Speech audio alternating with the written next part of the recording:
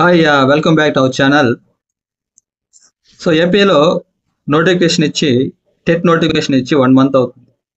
So ఈ 1 month time అభ్యర్థులకు సరిపోదు, ఎట్టి పరిస్థితుల్లో సరిపోదు. సో ఎందుకంటే సిలబస్ చాలా ఎక్కువగా ఉంది. సో కాబట్టి రివిజన్ చేసే దానికైనా మినిమం 2 or 3 months టైం అనేది పడుతుంది.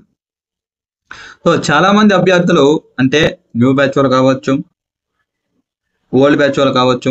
సో వాళ్ళందరికీ స్కోరింగ్ అనేది చాలా ముఖ్యం. సో ఎందుకంటే ఆ స్కోర్ అనేది సో రాబోయే డిఎస్సి అనేది ఆ డిఎస్సికి అనేది చాలా వాల్యుబుల్. ప్రతి ఒక్క మార్క్ వాల్యుబుల్ కాబట్టి టెట్లో వచ్చే మార్క్స్ అన్ని డిఎస్సి మీద ఆధారపడుతుంది.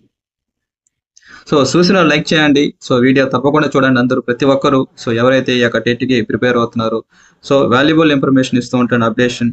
సో టెట్కి సంబంధించి కావచ్చు, గవర్నమెంట్ జాబ్స్కి సంబంధించింది కావచ్చు, సో సెంట్రల్ అండ్ స్టేట్ అయినా. సో మీకు ఏ ఇన్ఫర్మేషన్ కావాలన్నా కామెంట్ చేయండి. సో దానికి సంబంధించిన ఇన్ఫర్మేషన్ అనేది లేటెస్ట్గా నేను ప్రొవైడ్ చేస్తాను. సో కమింగ్ టు ది వీడియోకి వస్తే, సో కాబట్టి సో డిసెంబర్లో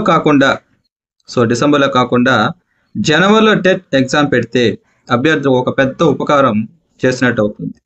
సో మా నుండి మినిస్టర్ నారా లోకేష్ గారికి అభ్యర్థుల తరపున మేము అడుగుతున్నాం కాబట్టి దయచేసి ఈ అభ్యర్థును పరిగణలోకి తీసుకొని టెట్ను పోస్ట్ పోన్ చేయవలసిందిగా కోరుతున్నాం.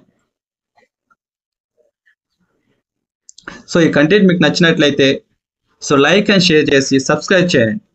Thank you.